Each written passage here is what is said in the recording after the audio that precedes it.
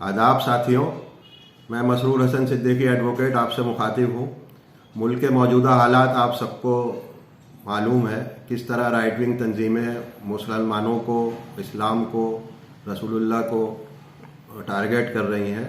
और इसमें सर फहरिस्त जिस आदमी का नाम आता है वो है यति नरसिंहन सरस्वती, जिसने अप्रैल 2021 में दिल्ली के प्रेस क्लब में एक कॉन्फ्रेंस करी जिसमें रसूलुल्लाह की शान में बहुत गुस्ताखी करी, बहुत नाजेबा कलमात इस्तेमाल किए, जो कोई भी अमन पसंद शहरी, चाहे वो हिंदू हो, मुसलमान हो, खा वो किसी भी मज़हब से ताल्लुक़ रखता हो, वो कतई बर्दाश्त नहीं कर सकता। तो हमने भी फ़ौरन इसके ख़िलाफ़ शिकायत पीएमओ को भेजी और इसके ख़िलाफ़ मुकदमा दर्ज कराने की रिक्वेस्ट करी। हमारी कंप्लेंट न्यू दिल्ली डिस्ट्रिक्ट में आ गई, क्योंकि press club new Delhi district में वाक़ है और वहाँ पे इसके खिलाफ FIR दर्ज हुई है। ये बहुत टाइम से पुलिस के नोटिस को अवॉइड कर रहा था, तो पुलिस ने वीडियो कॉन्फ्रेंसिंग करके इससे बात करी है।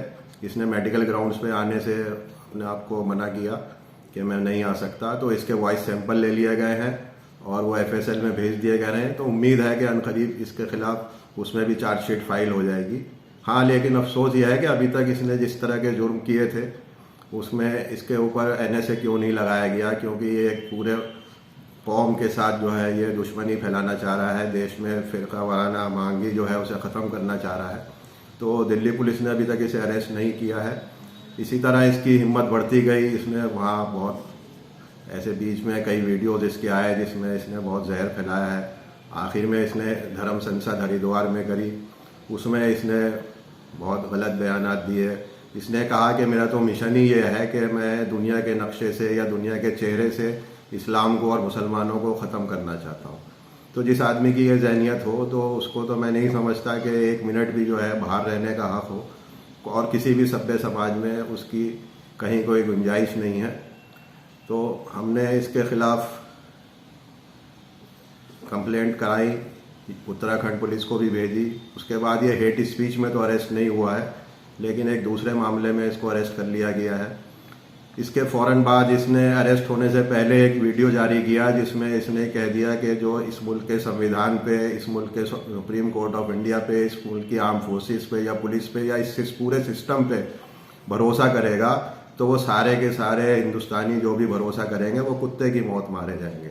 तो इसका मतलब इसने पूरा अपने ये दिखा दिया कि इसको इस आइन के ऊपर, इस मुल्क के रूल ऑफ लॉ पे, इस मुल्क की जुडिशरी पे, माननीय सुप्रीम कोर्ट तक पे भरोसा नहीं है, जो कि खुले तौर पे बिल्कुल एक बागी तेवर है इसके, एक मुल्क के आइन के साथ बगावत है। तो हमने सुप्रीम कोर्ट की अदालत की इसने तौहीन करी है, उसके लिए हमने इस पर मुकदमा दायर करने का सोचा था। लेकिन उसके लिए एक प्रोसीजर ये होता है कि कोई भी आदमी अगर सुप्रीम कोर्ट की अवमानना का मामला सुप्रीम कोर्ट में लेकर जाता है तो उसे पहले अटॉर्नी जनरल ऑफ इंडिया से इजाज़त लेनी पड़ती है। तो हमने अटॉर्नी जनरल को कंप्लेंट फ़ौरन भेज दी थी। तो 21 तारीख को honourable attorney general of India ने हमें यह इजाज़त दे दी है, कॉन्सेंट दे दी है। उन्होंने भी हमारी दलील और जो हमने पूरे हक़ाइक़ उनके सामने रखे, जिस तरह हमने अपनी पिटीशन अटॉर्नी जनरल के सामने पेश करी, तो अल्हम्दुलिल्लाह उन्होंने हमारी पिटीशन को एक्सेप्ट करा। हमारी सारी दलाइल को उन्होंने सही माना और सही मानते हुए उन्होंने ये हमें कंसेंट लेटर दे दिया है, जिसके बेस पे अब हम सुप्रीम कोर्ट जा सकते हैं, इसके खिलाफ कार्रवाई कर सकते हैं और इंशाअल्लाह बहुत जल्द हम अपनी पिटीशन तैयार करके चंद रोज़ में ही सुप्रीम कोर्ट में अपनी पिटीशन फाइल कर देंगे। और उम्मीद है कि सुप्रीम कोर्ट की ये जो अवमानना की है इसमें ये अंदर होगा। बाकी केस जो चल रहे हैं वो तो चलते रहेंगे, लेकिन सुप्रीम कोर्ट से हमें पूरी उम्मीद है कि सबसे पहले ये फैसला जो आएगा वो सुप्रीम कोर्ट से आएगा, हमारी पिटीशन पर आएगा और ये जो है जेल की सलाखों के पीछे होगा। ये तो एक मामला है। इसके अलावा चाहे वसीम रिजवी हो या चौहान के हों या इस तरह के नफरत फैलाने वाले जितने भी लोग हैं, उनके खिलाफ हम हमेशा कार्रवाई करते रहे हैं और उनके खिलाफ कार्रवाई के लिए अपनी आवाज़ बुलंद करते रहे हैं। अभी इसी मामले में, धर्म संसद के मामले में, मुल्क के चुनिंदा 200 लोगों ने राष्ट्रपति को और प्राइम मिनिस्टर को, चीफ जस्टिस को रिप्रेजेंटेशन दिया कार्रवाई करने का। जो admiral Ramdas retired naval chief है, उनकी सरबराही में वो लेटर गया जिसमें मुल्क के बहुत सारे retired IAS, IAFS, high court के जजेस, IPS अफसर्स, उसके अलावा मुल्क के इंटेलेक्चुअल्स और दीगर प्रोफेशनल्स में लगे हुए लोग हैं, जिसमें मैं भी शामिल था। हम 200 लोगों ने रिप्रेजेंटेशन दिया है राष्ट्रपति को और प्रधानमंत्री को इसके खिलाफ कार्रवाई करने का। सुप्रीम कोर्ट में भी 70 वकीलों और जजेस ने रिप्रेजेंटेशन दिया है, जिसके बाद सुप्रीम कोर्ट भी हरकत में आया और इसके बाद इसके खिलाफ यूपी उत्तराखंड पुलिस ने जो है FIR दर्ज करी है।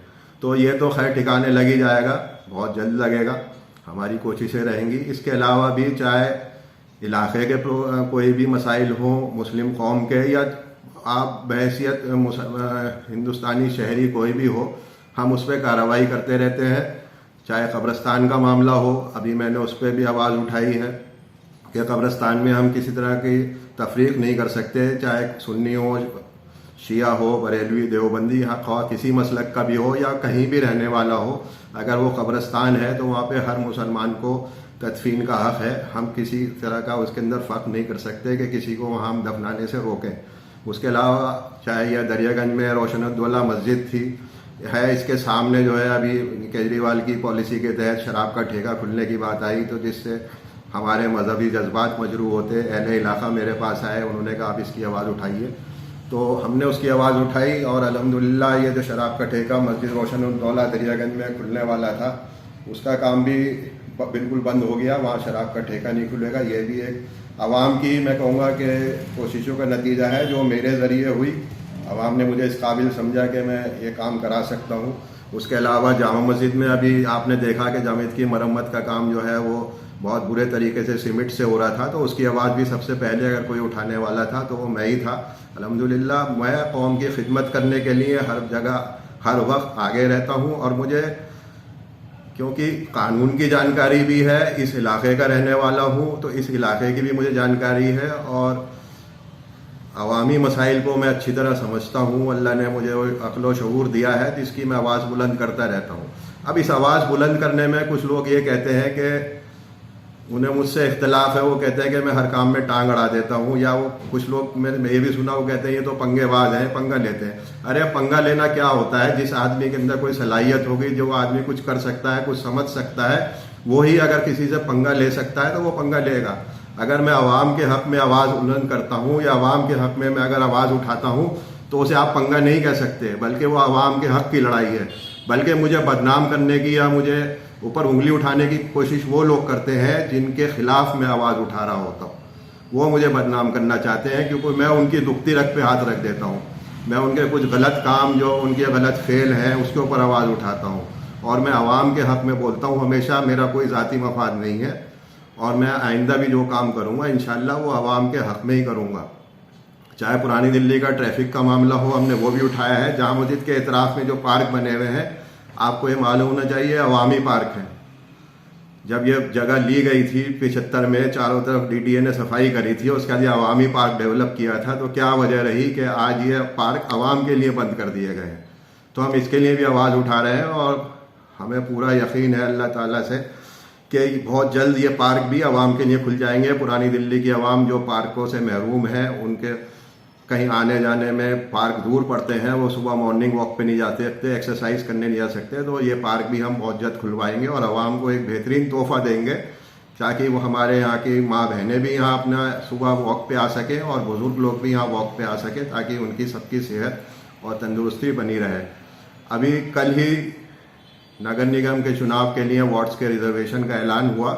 उसके बाद वार्ड 87 बाज़ार सीताराम, जहाँ का मैं रहने वाला हूँ और पूरी ज़िंदगी मैंने इसी इलाके में गुजारी है, जब से आँख खोली और आज तक ये कहिए कि पूरी ज़िंदगी मैंने इसी इलाके में गुजार दी। यहाँ की अच्छाइयाँ बुराइयाँ, जो यहाँ का बिगड़ता हुआ निज़ाम है, उसको देखता आ रहा हूँ कैसे अवामी नुमाइंदों ने इस इलाके की बिल्कुल अनदेखी करी है और ये इलाका बद से बदतर हो गया है। तो इसी को देखते हुए मैं यहाँ पे भी अवामी मसाइल हमेशा उठाता रहा हूँ, और कल इलाके के मोअज़्ज़िज़ लोगों ने मुझसे मुलाकात करी, वो मेरे पास आए और उन्होंने मुझे कहा कि अब ये वार्ड 87 जो है ये जनरल सीट हो गई है, तो हम चाहते हैं कि आप जैसी तरह अवाम मसाइल उठाते रहते हैं और आपके दिल में अवाम के लिए दर्द भी है और आप बेलौस खिदमत करते हैं, चाहे आप फलाही तंजीमों से जुड़े हुए हैं और जिस तरह आप काम करते हैं, तो हम चाहते हैं कि आप इस बार हमारी नुमाइंदगी कॉरपोरेशन में भी करें, क्योंकि अब तक जो नुमाइंदे आए हैं उन्होंने इस इलाके को बिल्कुल अनदेखा कर दिया, अपने ज़ाती मफाद के लिए काम करते हैं या अपनी पार्टी के लिए काम करते हैं, अपनी पार्टी लाइन से हट के काम नहीं करते। कॉरपोरेशन के मेंबर के पास जाते हैं तो वो कह के हमें ये भगा देता है कि ये एमएलए का काम है, एमएलए के पास जाते हैं तो वो कह देता है कि ये कॉरपोरेशन के मेंबर का काम है। मेरा ये मानना है कि अगर जो भी अवामी नुमाइंदा है वो हर तरीके से अवाम का काम कराए, बल्कि किसी रूल के तहत या किसी भी पॉलिसी के तहत ये ना कहे कि मैं ये काम मेरे बस का नहीं है या मेरे जुरिडिक्शन से बाहर का है, मैं इस काम को अंजाम नहीं दे सकता। अवामी नुमाइंदे को हर वक्त खड़ा होना चाहिए। हम ये नहीं कह सकते कि पुलिस मेरे अंडर में नहीं है या कॉरपोरेशन मेरे अंडर में नहीं है, ये मेरी बात नहीं सुनेगा, बल्कि हमें अपनी ताकत का अवाम की जो हम आवाज़ बने हैं उसको हमें बुलंद हर तरीके से करना चाहिए। तो लोगों ने मुझे जब ये बहुत दबाव डाला तो मैंने भी काफ़ी गौर व खौस करने के बाद ये सोचा कि अगर अवाम के हक़ में मेरा इलेक्शन में खड़ा होना बेहतर है और मैं वहाँ जाके अवाम की अच्छी तरह नुमाइंदगी कर सकता हूँ, अवाम के काम आ सकता हूँ, तो क्यों नहीं। हो सकता है ये सीट जनरल हुई और अल्लाह ताला ने इसीलिए सीट जनरल करी हो कि मुझे मौका मिले और मैं वहाँ जाके अवाम की नुमाइंदगी करने का मुझे मौका मिल जाए। तो मैं इस बार जो अप्रैल के महीने में गालिबन इलेक्शन होंगे कॉरपोरेशन के, उसके लिए ward 87 north Delhi municipal corporation से अपनी उम्मीदवारी का ऐलान करता हूँ और इंशाअल्लाह मैं इस इलेक्शन में पूरी ताकत से, पूरी हिम्मत से इलेक्शन लड़ूंगा। आपके साथ की मुझे बहुत ज़रूरत है, आपका साथ होगा तो इंशाअल्लाह कामयाबी मिलेगी और कामयाबी के बाद आप देखेंगे कि मैं कॉरपोरेशन के ऐवान में पहुंच के किस तरह आपकी आवाज़ बनकर वहां आपके सारे मुद्दों को हल कराऊंगा और इस इलाके को एक बेहतरीन मुस्तकबिल देने की कोशिश करूंगा। शुक्रिया।